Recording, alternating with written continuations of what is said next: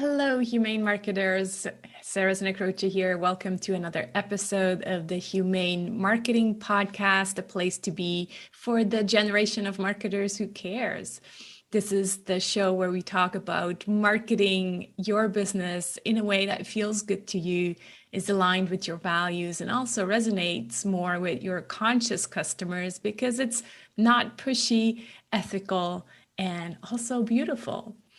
So if you're a regular here, you know that I'm organizing the conversations around the 7 Ps of humane marketing. And if you're new here and this is your first time, welcome. I'm so excited you're here.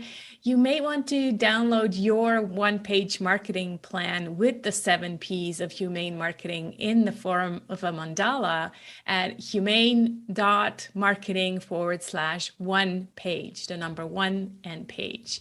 So again, humane.marketing/one page. And with that, with no further ado, let's dive into today's conversation. George, good to have you back. Nice to see you. I always love talking with you, Sarah. I'm looking forward to our synergy here. Yeah, wonderful. We're going to be talking about authentic business. It's almost like authentic business and George Kao, they go together, right? It's like that is your Well, thank topic. you. So I hope so. wonderful. Wonderful Yeah. to talk about that. Yes. How do you define authentic business? What makes an Yeah. authentic business?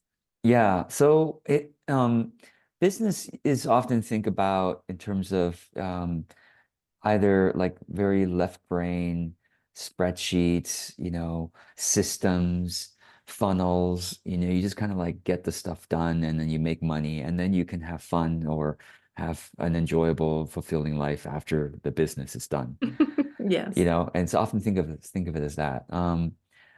Or the other part of it is when people are starting their business, it often feels like a struggle, right? Like, oh, gotta like do this, gotta do that. Like, when can I do the stuff that's really fulfilling to me? When do I finally get to work with the clients that I love? And and authentic business tries to, I guess, solve both of those issues by bringing, I'm just gonna say it, like personal development or spiritual growth into all the actions we take in our business.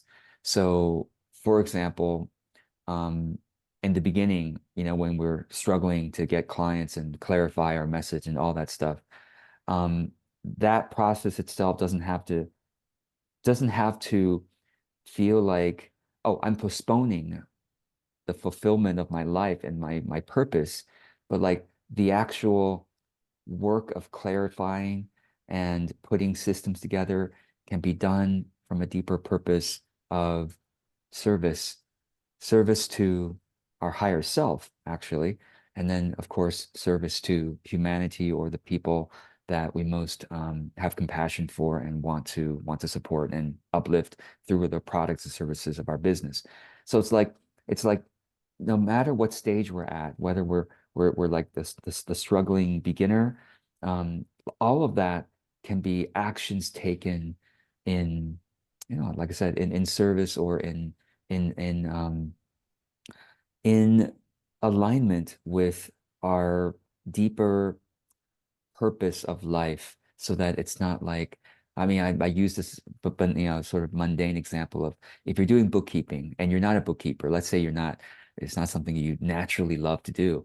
You can be like, let me just get this out of the way. And oh my God, it's so tedious to have to like look at these numbers or whatever. Or you can take a moment and say, this is my life also. Like, Mm, like this is not do this so that I can live life. No, no, this mm, very moment is life. And mm. and therefore, how shall I live? It's Yeah. like, oh, okay, bookkeeping. How can I come to it with a perspective of curiosity about the numbers and what the numbers suggest to the greater narrative of what my business is developing into? How can I bring focus? How can I practice focus in this moment? How can I practice gratitude that I can even even have a business or even like think about this, or even work on numbers. Some people can't even don't even have a computer, right? Like how can I have the gratitude and what does this moment mean for my personal development? Like right now, like we don't have to spend an hour journaling before we do it. I mean, literally most of us, even if we took 2 minutes to just pause and say, what is the meaning of this moment and the potential, deeper potential of this moment, it changes.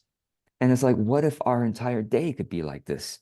And that to me is really the core spirit of authentic business is at the beginner, for the beginners like that. And then later on, businesses like yours and mine, where things are humming along, it's like, rather than just go, I'm making money now and whatever, but it's like, how can I yet again bring my courage to be vulnerably exploring what my true purpose is in my business and and pivot when I need to. But it's all like I think of it as um, marketing. The act of marketing is a business finding its calling.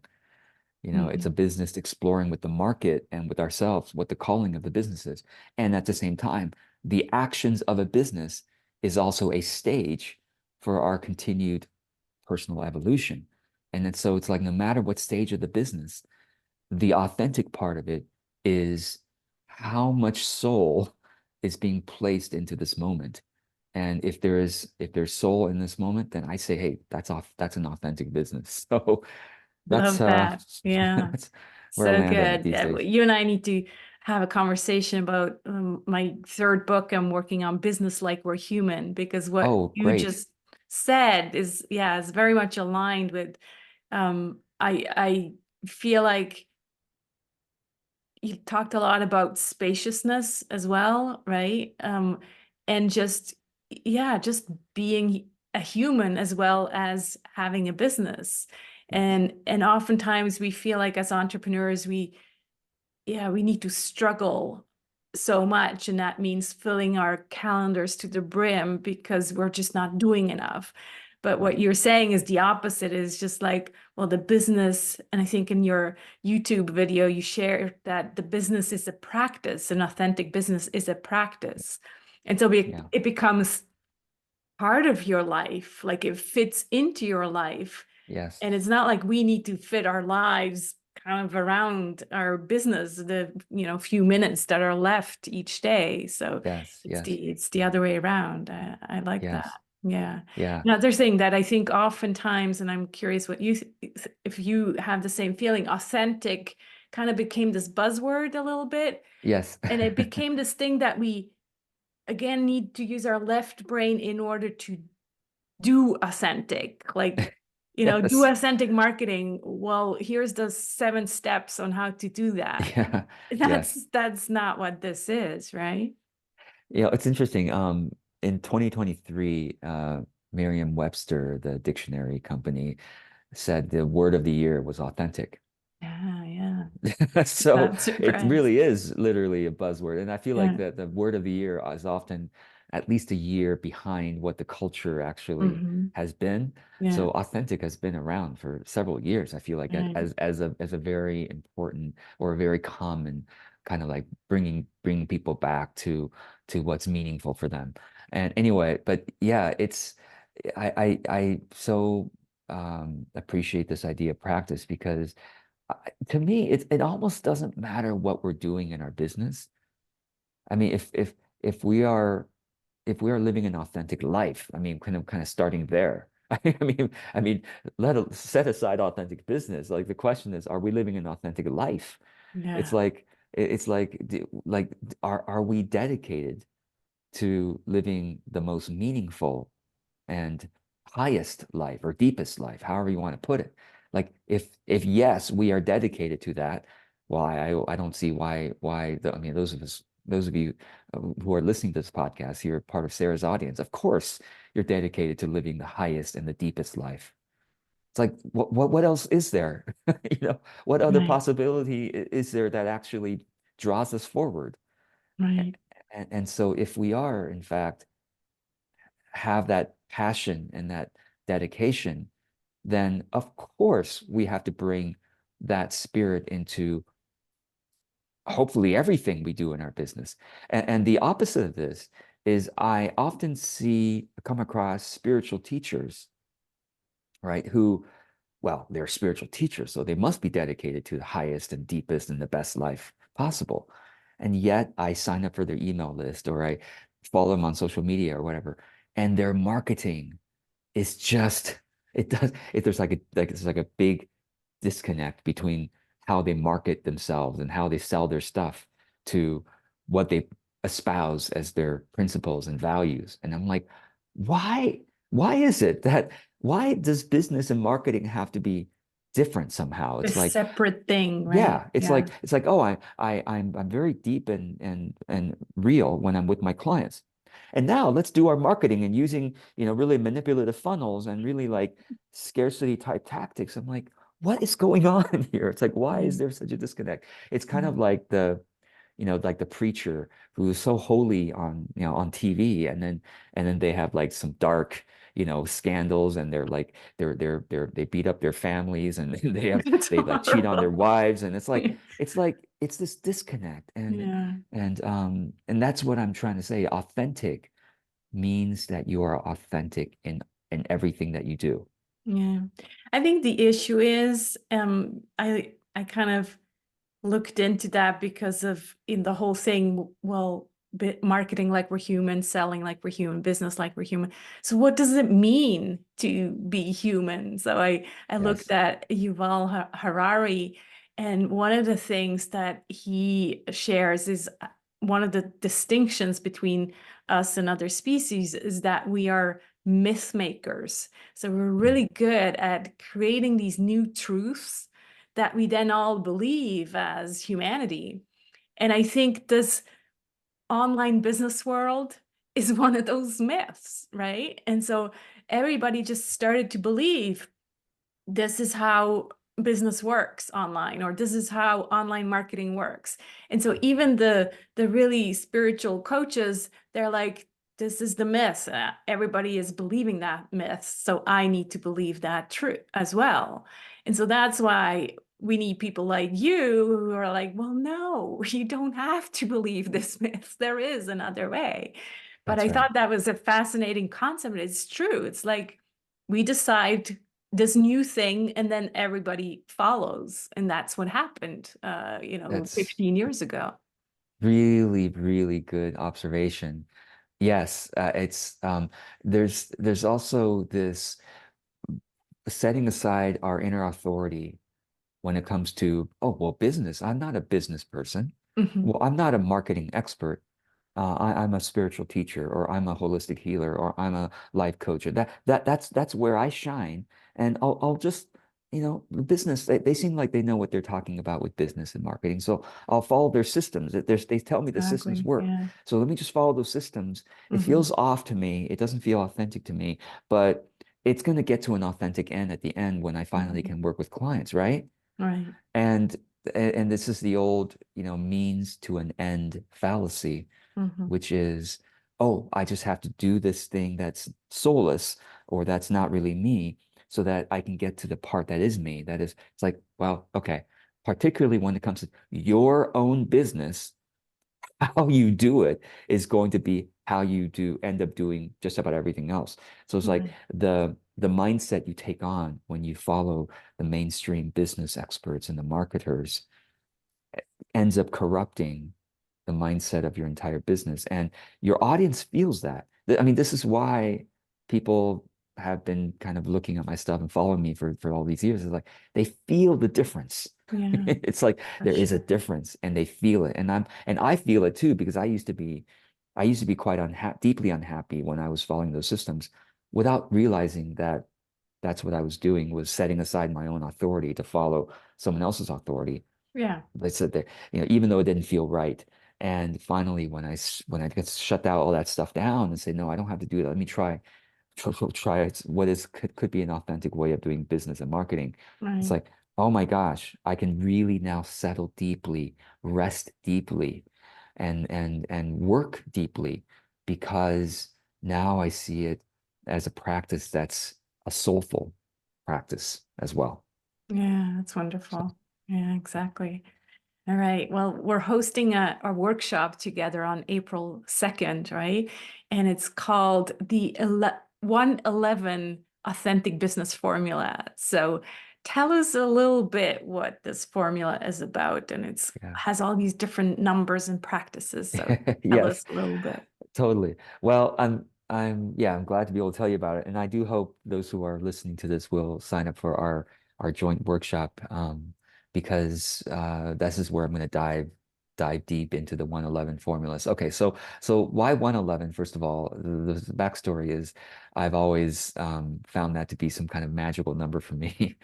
11, 111, 11, 11. Those have been at times, I feel like at times, particularly when I've needed, encouragement, or I guess quote unquote signs from the universe that I deeply believe this to be true for myself and for all of us, that we are in some mysterious, magical way being deeply taken care of and being guided with a still small voice within us.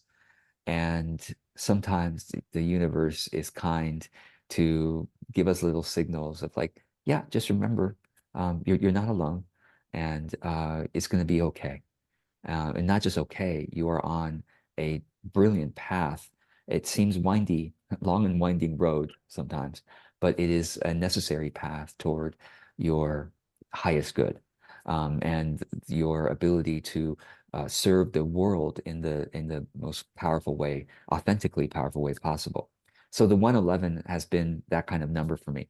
So when I was, I get asked by my clients and students all the time. It's like, all right, just give us, tell us exactly what to do, And I always kind of fight against that, because I'm like, that is the opposite of authentic. If I tell you exactly what to do on a Tuesday at 10 a.m., you should do this, and Thursday at 2 p.m., you should do that. I'm like, then you are following my authority again, rather than discovering your own inner authority.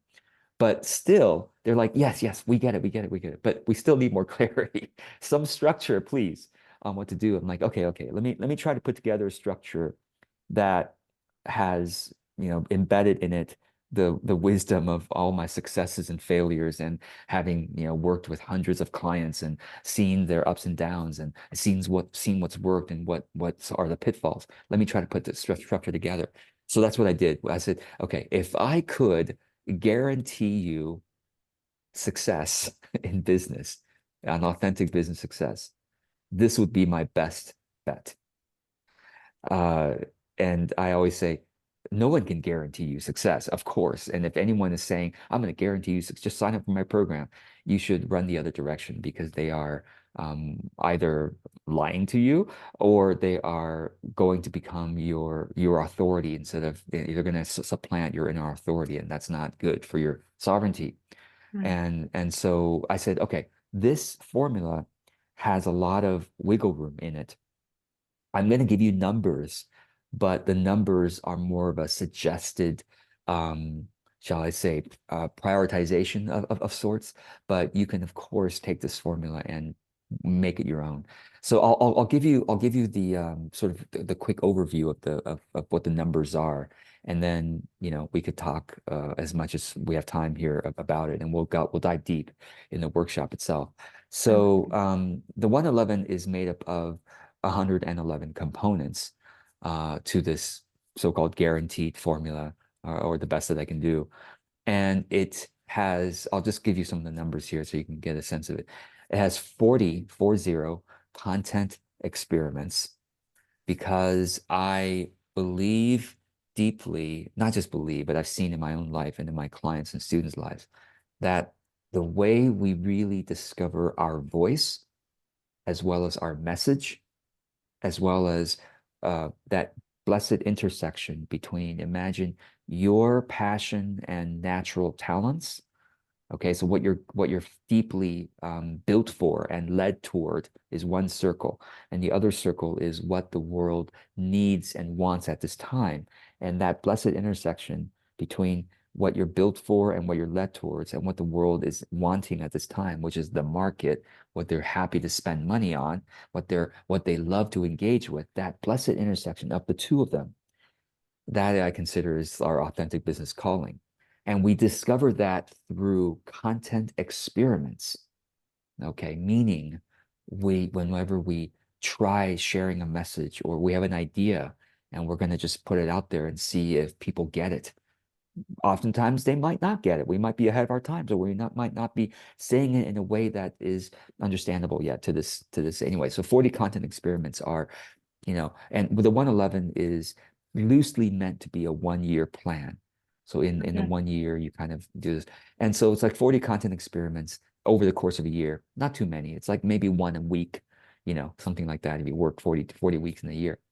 And then we've got 10 stage 2 content pieces. And we're going to dive deep into in the workshop what this means. But essentially, when out of the 40 content experiments, which of those 10, I mean, as you go along, every time you do four of them, four content experiments, you look back and go, which of those four had the most engagement? This is a clue, an important hint into what my intersection is between what I love and what the world wants. Mm-hmm. Ah, okay. So the stage 2 is basically taking one of those four and improving it and distributing it even further.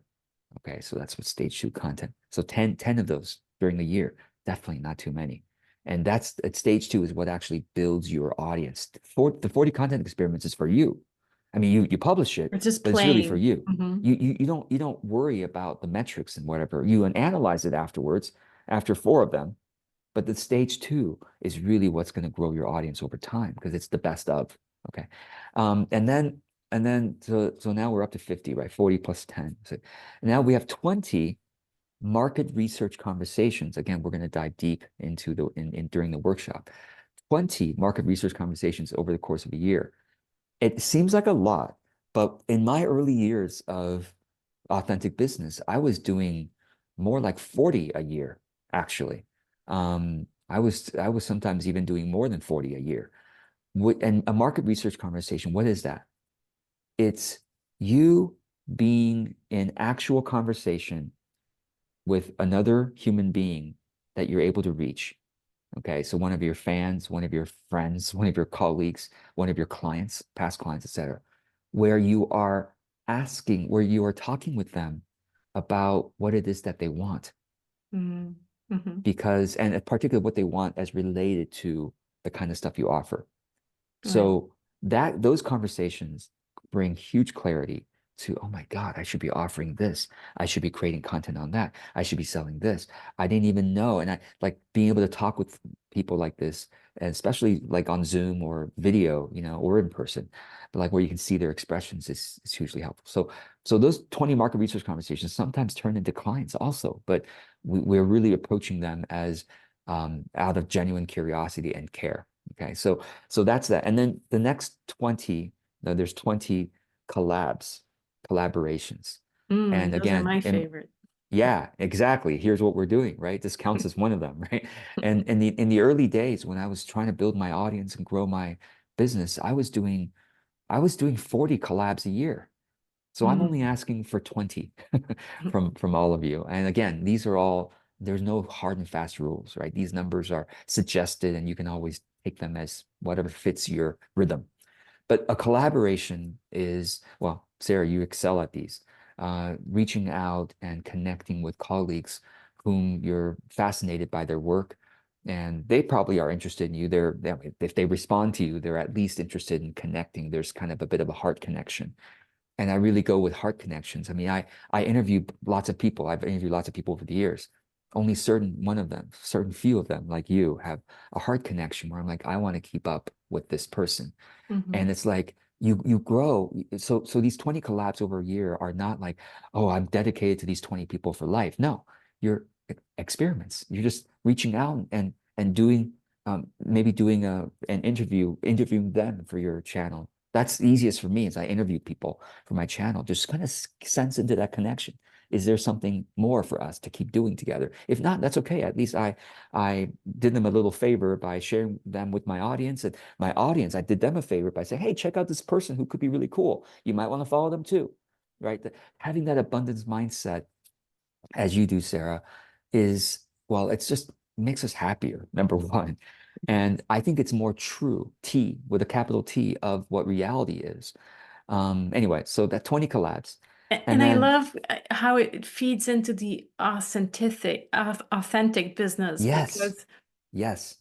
I used to, before the humane marketing and everything, I used to like be in these joint venture Oh, yeah. clubs and affiliate clubs, Oh, and yeah. it was nothing like that. It was not a Yeah. collaboration. It was No. masked as a collaboration, Right. but it wasn't. So Right. it wasn't that authentic, heart-centered kind of connection. So I'm so appreciate you bringing that up because, oh my gosh, I've been there. Maybe some of the people who listen to this have been there or have been invited to these kinds of things where they sound like they care and like want to collaborate with you. Oh, we would love to have you in our summit.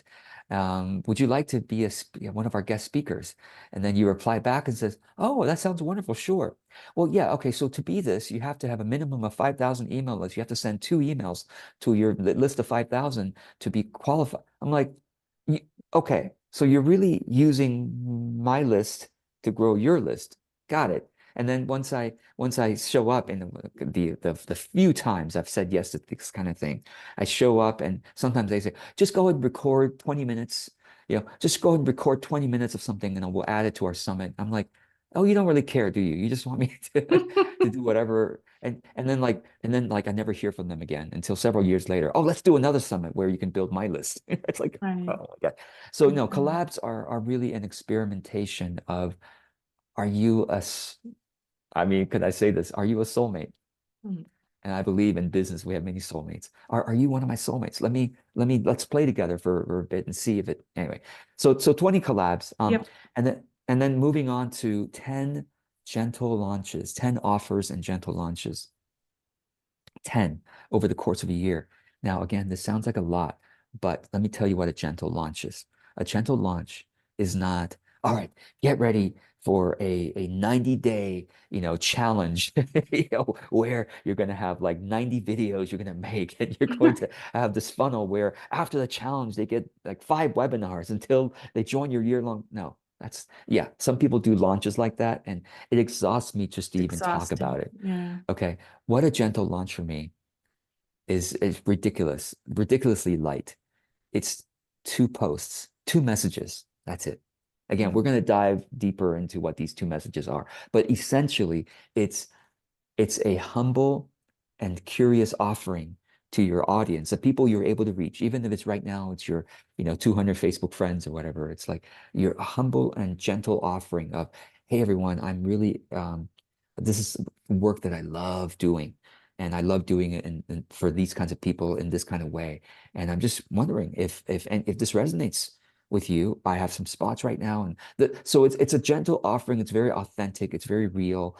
And then the second message is simply, it's that same offering, but you could you could talk about a case study, or you could talk about the story of how you became so passionate about this area, or you can talk about a reminder of, oh, this thing is starting or whatever.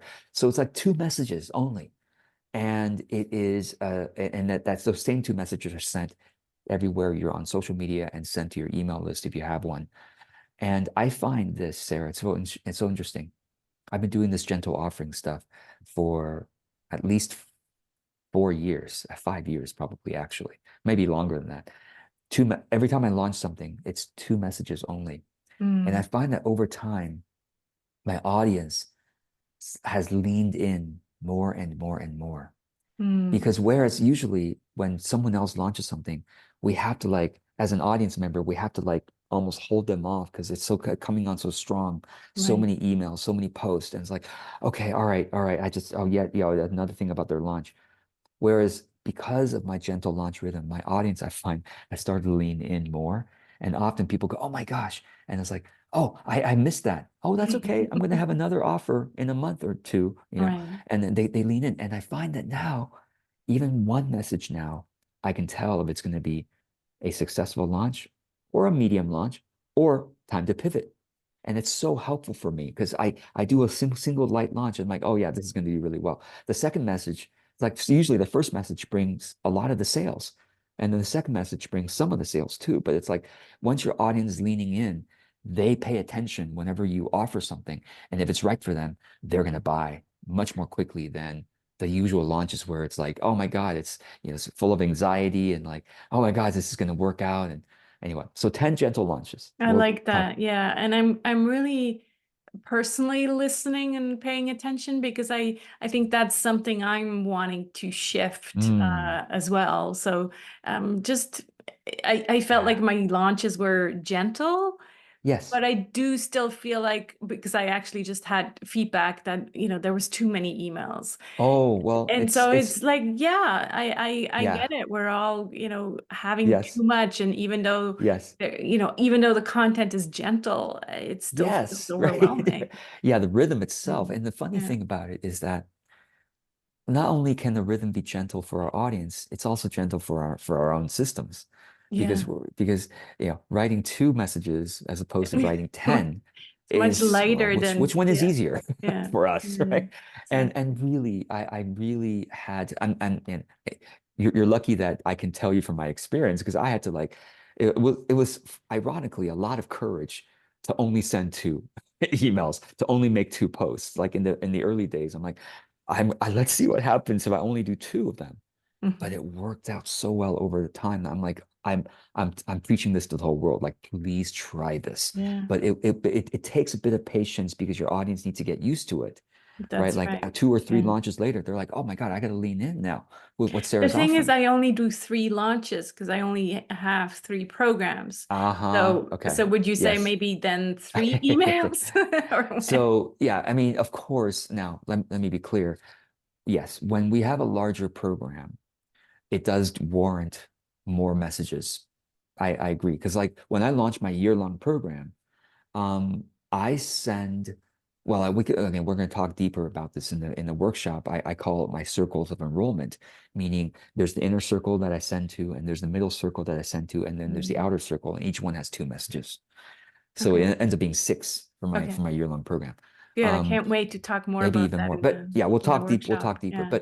But Yeah. what I want to just wrap up here with gentle launches is Yeah. I do encourage everyone listening to consider experimenting with more offers, Mhm. lighter offers, which again we will dive to more deep. But let me finish the 111 formula. Okay. Yeah, let's get So to the so we're almost done. 111. There's two more elements. Okay.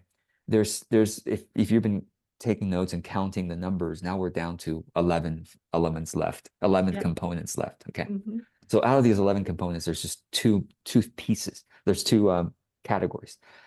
There's six joyful productivity practices integrated. Okay.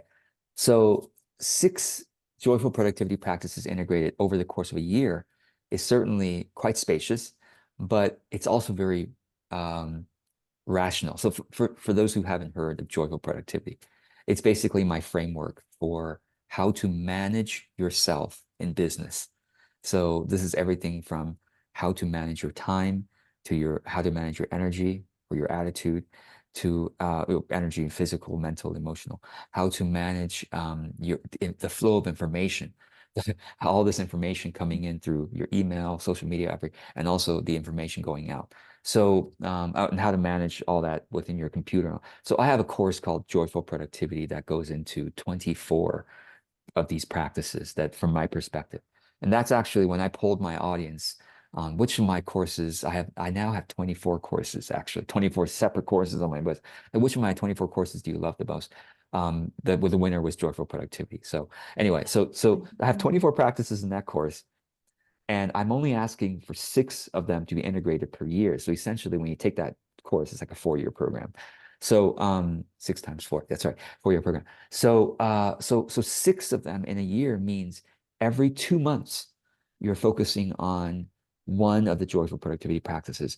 And that's great because according to research, so-called, the average time it takes for someone to develop a new habit is 2 months, 67 days, basically, and it's approximately 2 months. So anyway, so those are 6 practices of self-management, integrated, uplifted, optimized, kind of like upgrading your own way of managing this. Because I want to take one more moment to say this. Like a lot of people don't realize, I think being a solopreneur, being a successful one, is more like being an athlete than a hobby artist.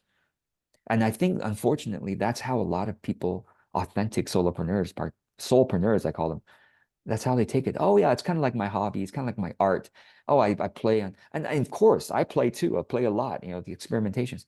But the way I recommend everyone think of it, it's more like you're training for a marathon. It's really more like that, which means you've got to be really organized. If you want this thing to work, and if you want to succeed and have a lot of good work-life play balance, you've got to like go, I'm serious about my training regimen. If I'm going to run a marathon, I'm going to be serious about my training regimen, which means when am I going to get up? What am I going to be eating, right? I mean, for marathon, there's certain things. And then, how much am I going to train? How much am I going to rest, right? What's my rhythm of exercise versus rest? And what can I eat and what shouldn't I eat and all that stuff. Business is kind of like that. I mean, for those of us who have been around for years, I've been around since 2009. Most of the people who started with me are no longer doing their business. I think it's largely because they didn't treat their business like what I call a joyful productivity athlete. So anyway, so that's why it's really important. And then the final category of 111 is 5 client case studies. And over the course of a year, I don't think that's too much. That's less than one every 2 months. Mm. And a client case study, again, we'll dive more deeply into this, is simply this, is simply before they came to work with me, this is what they were going through. This is what they came to me for. During our work together, these are the elements of our work they loved the most, that they found most helpful. And then after our work now, their life has changed in this way, their business has changed, their relationship has changed, their health has changed in this way or that way, whatever it is we work with people on. So these case studies don't have to be like, oh my God, you know, they were broke and now they're making $1 million an hour. Or, oh my God, they were on stage 4 cancer and now they're the picture of health. It doesn't have to be that dramatic, but what it does do is help us to see the journey of our clients and what really works well for our ideal clients.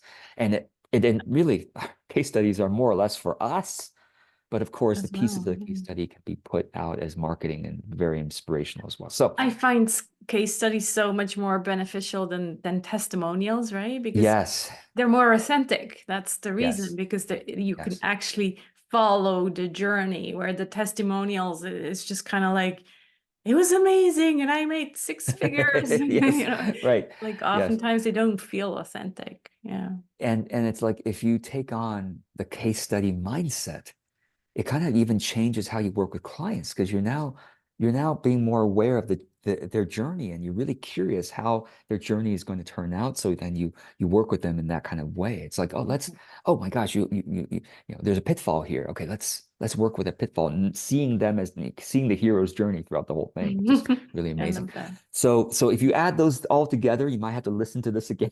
Yeah. But if you add them all together, it should add up to 111. And yes, in our workshop, I can't wait to dive into the nuances of these different things. In fact, I'm hoping that those who attend the workshop will listen to this first, so I that will send it out to I you. don't have to Yes, I will I don't definitely have to send it give the out. overview again, but we can dive Yeah, directly into, okay, what do I mean by content experiment? What that's a great exactly are the idea. market research Mhm. questions? What are 6 of the most important joyful productivity practices? Whatever, we can dive into the nuances and the details, but I didn't want to overwhelm everyone who's just casually listening to a podcast episode here about these things. So Yeah, no, yeah. that's wonderful. I'll use it as prep work for people Yes, who come yes, to the yes, yes, workshop to listen to exactly. it. Yeah. Yeah, no, it is really fascinating, and I can't wait to dive in. It definitely the launches where I was like, 10 launches, just Yes. the word. I'm very fond of words, certain words and others not, right? And just a word launch gives Yeah, people no. kind of this like, I because need they, to probably wording has always been one of my weaknesses. It's ironic because I'm a marketing person, but despite my weakness for wording, I've made a very successful business. So I'm open to anyone who wants to no, I offer a like the different fact that word. you call it gentle, right? That Yes, definitely yes. Or a explains it. light launch, sometimes I call it. Yeah. Yeah, yeah. So yeah, I'm very excited to learn more about that, and Yeah. yeah, definitely gonna have your voice in the back of my head with the two messages. So thank you for that. Yeah. I have one more question as we Sure. wrap this up because it also feeds into the authentic and it's kind of timely. Uh, Yes. I know that just like me, you really like tech, you like AI as well, right? And so for a lot of people, that's kind of like an oxymoron. How could you Right. like say authentic business, authentic marketing, and also like AI and ChatGPT? So Yeah. in a Oh my nutshell, gosh. what's your answer to that? I love this question so much. Oh my gosh. I've definitely made several videos about this on my YouTube channel, and but I'll give an overview Yeah, summary of things. So first of all, the resistance against AI um is reasonable. Okay. It's reasonable because, they said it's going to take a lot of jobs, and it has begun. It really is taking over a lot of human work, and it's only going to get worse. And the reason why I put a question mark on worse is because we can also see it as getting way better. So let me explain. What AI does is it's able to speed up 10 times, 100 times the work that um, can become tedious and automatable. Okay. For example, um, when you are brainstorming ideas, brainstorming examples and metaphors, analogies for something you're trying to teach or trying to explain, you can, of course, sit there and go, all right, and for an hour, right? And you can brainstorm. I don't know how fast you are at brainstorming. Maybe you can brainstorm 5 things in an hour, or 2 things, or 50 things, depending if someone is really, really good at idea generation.